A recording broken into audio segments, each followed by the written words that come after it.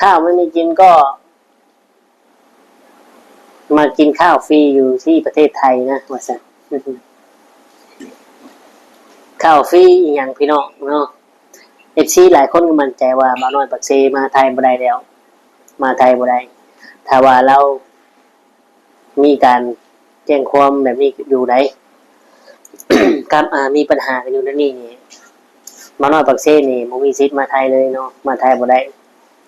มานี่ถือว่าถูกเจ้าหน้าที่ไทยรวบตัวไว้แน่นอนพี่น้องเนาะแต่ทุกคำก็คิดอย่างนั้นพี่น้องเนาะคิดแบบนั้นคือกันเพราะว่าเราน่ะพยายามทำคอนเทนต์และออกมากบเกลื่อนเรื่องนี้พยายามให้เรื่องนี้นะเป็นกระแสและให้เรื่องนี้เงียบไปเนาะแต่บ่าวน้อยเราคิดผิดไปเนาะถึงเราเสร็จจังได๋คนสู้ชีวิตผ่านมรสุมท้องทับลงในใจเจอเรื่องร้ายทำให้เหลือเรี่ยวแรงแต่หัวใจยังไม่แพ้ไม่เคยสิ้นแสงยังคงแกร่งเดินหน้าสู้ต่อไปเพราะเราคือคนสู้ชีวิตแม้เจ็บปวดแต่ใจยังสู้ไหวกับทักทายสบายดีและสวัสดี FC พ่อแม่พี่น้องหมู่เพื่อนเบิดทุกคนทุกท่านบ่ว่าสิเป็นพี่น้องฝั่งไทยฝั่งลาวหรือว่าต่างประเทศก็ยินดีต้อนรับเข้าสู่ช่อง YouTube ตู้คำปันสุขเนาะพี่น้องมามื้อนี้ก็บ่มีหยังหลายมื้อนี้พี่น้องเนาะ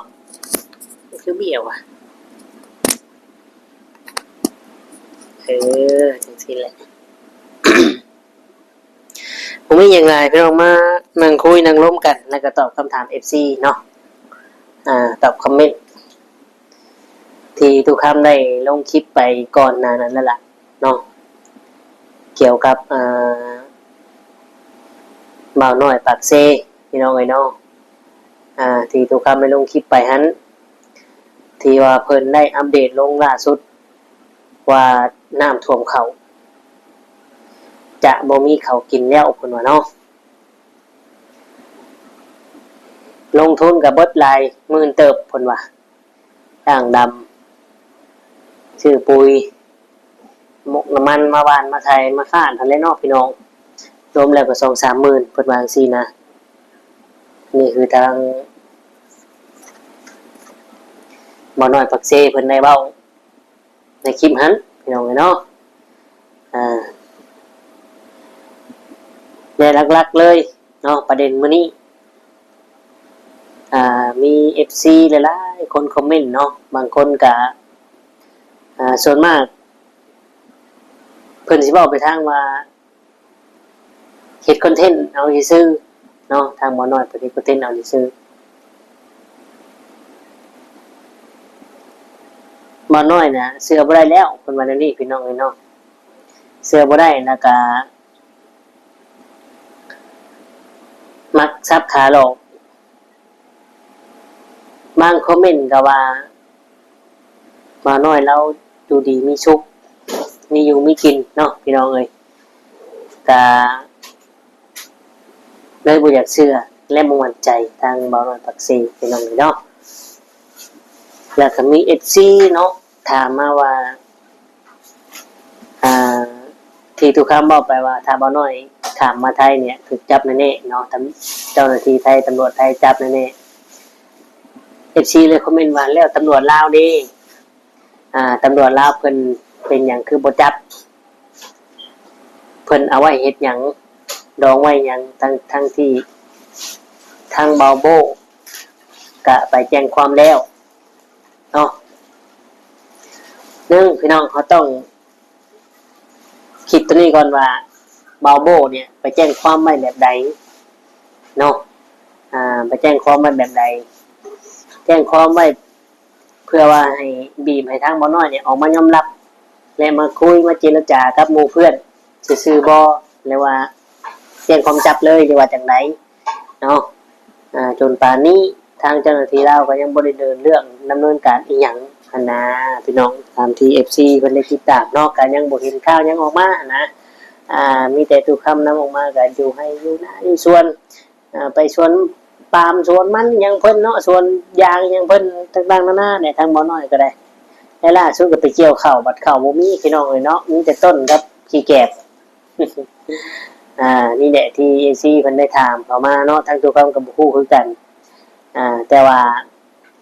ทาง FC เว้าไปในมุมหนึ่งเนาะมุมที่ว่าตำรวจเรารู้จับคือนั่นนี่พี่น้องเนาะบ่ว่าอยู่ไสประเทศใดมันก็มีทั้งผู้ดีและผู้ร้ายตำรวจดีก็มีตำรวจบ่ดีก็มีพี่น้องเนาะและอีกอย่างเงินเดือนทหารตำรวจมันก็พอได้อยู่ได้กินนะบางคนบ่ฮู้เบื้องในเบื้องลึกก็ว่าโอ้ยตำรวจเงินเดือนตำรวจทหารอยู่แบบนั้นน่ะบ่พอกินดอกเนาะแต่ให้เบิ่งสถานะเขาก่อนพี่น้องเนาะเงินเดือนเขาซ้ำนั้นแต่เบิ่งสถานะเขาน่ะซ้ำใดเขาต้องเบิ่งให้ลึกๆเป็นเพราะหยังอันนี้เขาก็บ่ฮู้เนาะแต่บางคนก็คิดไปในทางเดียวกันมุมเดียวกันว่าเงินชนะทุกอย่างเนาะเอาเงินยัดได้ก็แล้ว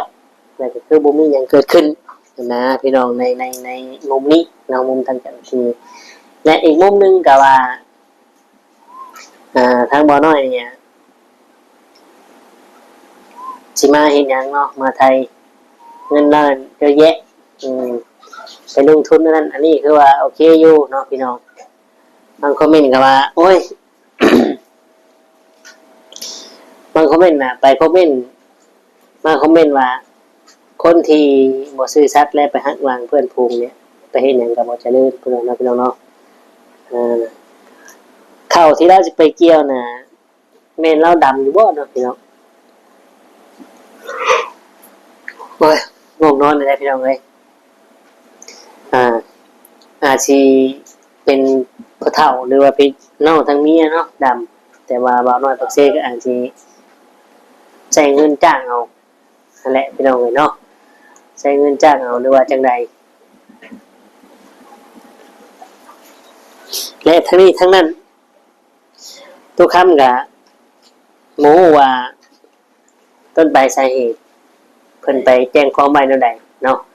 มีแต่ว่าเฮาก็ติดตามเบิ่งพี่น้องเอ้ยเนาะลักๆแล้วนะ FC น่ะบ่เชื่อบ่น้อยอีกแล้วเพิ่นว่าบ่เชื่อบ่น้อยปักเซอีกแล้วต่อไปพี่น้องเอ้ยเนาะเพราะว่าบ่น้อยบ่เซทำให้เห็นทุกอย่างแล้วพี่น้องโอเคพี่น้องเอ้ยเนาะหยุดกล้องไว้หน่อยนึงเมื่อกี้ฮอดใส่เลยพี่น้องนั่นแหละน้องก็คือเขาบอกคือคุยกันเนี่ย FC ก็ว่าข้าวไม่มีกินก็มากินข้าวฟรีอยู่ที่ประเทศไทยนะว่าซะข้าวฟรีอย่างพี่น้องเนาะ FC หลายคนก็มั่นใจว่าบ่าวน้อยปักเซมาไทยบ่ได้แล้วมาไทยบ่ได้ถ้าว่าเรามีการแจ้งความแบบนี้อยู่ไหน ครับมีปัญหากันอยู่นั่นนี่มาน้อยปักเซ่นี่บ่มีสิทธิ์มาไทยเลยเนาะมาไทยบ่ได้มานี่ถือว่าถึงเจ้าหน้าที่ไทยรวบตัวไว้แน่นอนพี่น้องเนาะแต่ทุกคำก็คิดอย่างนั้นพี่น้องเนาะคิดแบบนั้นคือกันเพราะว่าเราน่ะพยายามทำคอนเทนต์และออกมากบเกลื่อนเรื่องนี้พยายามบ่ให้เรื่องนี้นะเป็นกระแสและให้เรื่องนี้เงียบไปเนาะแต่บางน้อยเราคิดผิดไปเนาะถึงเราเสร็จจังไดก็